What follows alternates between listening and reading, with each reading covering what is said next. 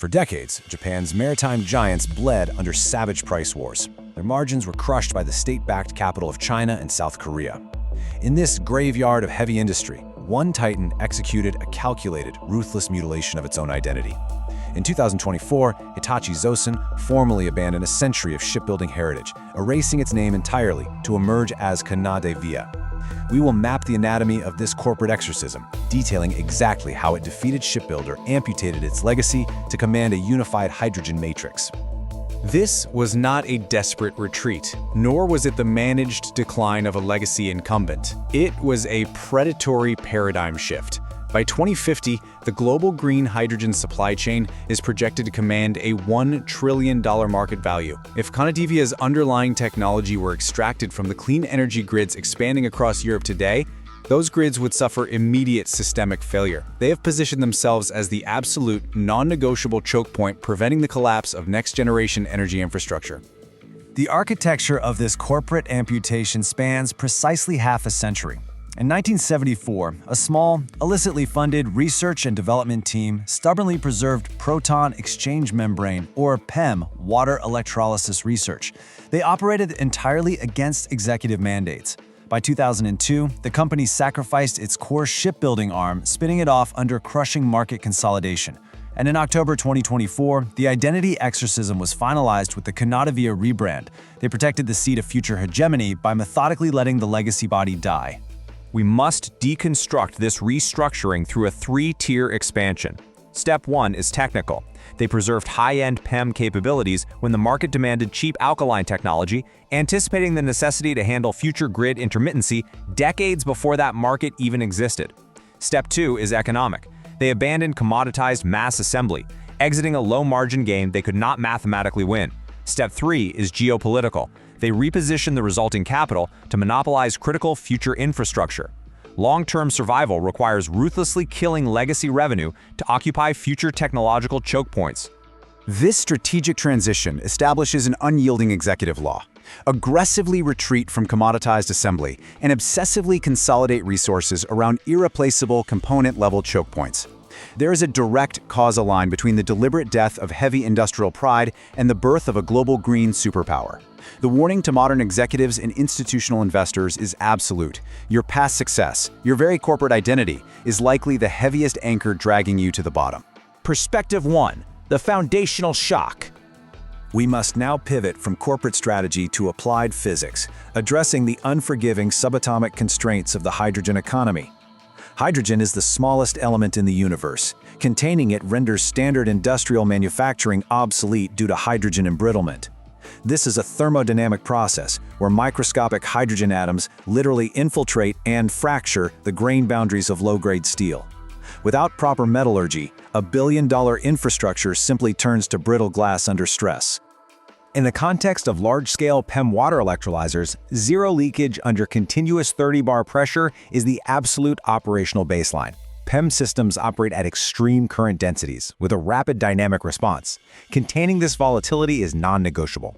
A single macroscopic breach in structural integrity at 30 bar, which is equivalent to the crushing depth of 300 meters underwater, does not merely lower efficiency. It invites catastrophic vaporization of the entire facility.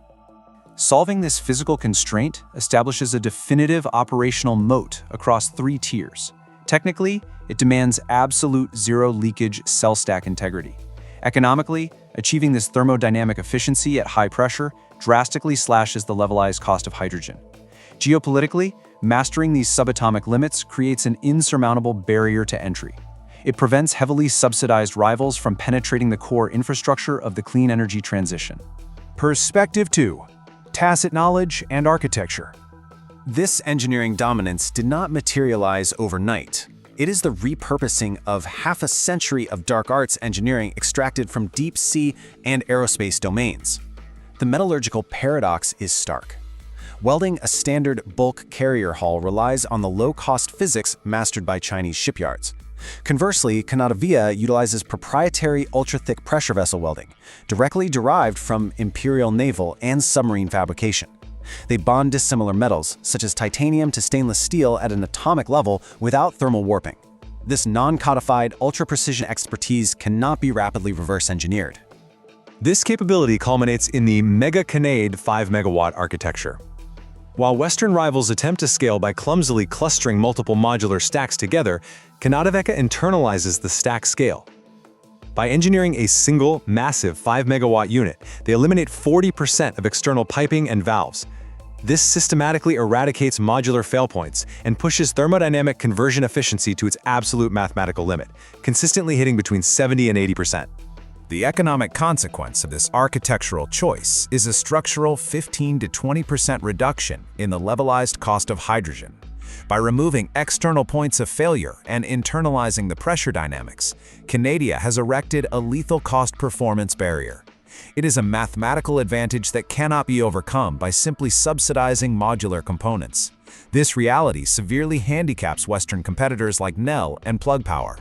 Perspective 3. Regulatory warfare. We pivot now from metallurgical supremacy to the weaponization of global climate policy. Consider the European Union's RFNBO temporal correlation rule. This mandate requires that hydrogen production synchronize hourly with renewable energy generation spikes. While framed as an environmental standard, it operates as a deliberate non-tariff barrier. It is designed to systematically execute state-backed Chinese monopolies attempting to flood the market with cheap legacy technology. When auditing this geoeconomic kill switch, the math is unforgiving. Chinese alkaline systems are sluggish, requiring hours to ramp up. They are mathematically incapable of surviving the violent fluctuations of solar and wind power, rendering them effectively useless to the grid and disqualified by EU compliance. Kanadevia's PEM technology, however, offers sub-second instant startup speed, achieving perfect renewable synchronization. This regulation effectively hands Kanadevia total regulatory victory. This protectionist framework operates strictly on 3 tiers. Technically, the rapid dynamic response of PEM dictates market viability. Economically, it flawlessly synchronizes with the $3 per kilogram production tax credit under the U.S. Inflation Reduction Act. Geopolitically, it legally locks out Chinese legacy infrastructure. Mandates like Fit for 55 and the IRA are state-level chess, flawlessly exploited by Kanadevia's technical specifications. Perspective 4. The 2026 equilibrium. We must transition to a critical counter-perspective originating from deep tech investment circles, exposing the systemic flaw in Kanadevia's architecture. The PEM Achilles heel is its absolute dependence on platinum and iridium catalysis. The highly acidic operational environment of a PEM stack requires these ultra-scarce precious metals to prevent immediate degradation. This extreme material bottleneck places a hard mathematical cap on their ability to scale indefinitely, introducing a severe constraint to their market dominance. The global supply distribution isolates their terminal vulnerability.